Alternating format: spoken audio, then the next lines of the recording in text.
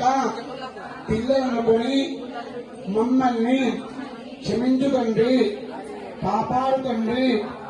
మా యొక్క పిల్లలని, మా కుటుంబాన్ని, మా గ్రామాన్ని, మా దేశాన్ని ఎల్లవేళలా సుఖ సంతోషాలతో, ఆయురారోగ్యాలతో, అష్టైశ్వర్యాలతో ఉండేలా చూడుతండి.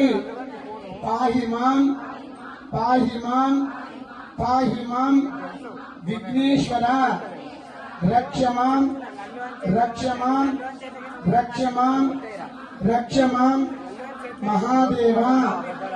जय बोलो विघ्नेश्वर भगवान की।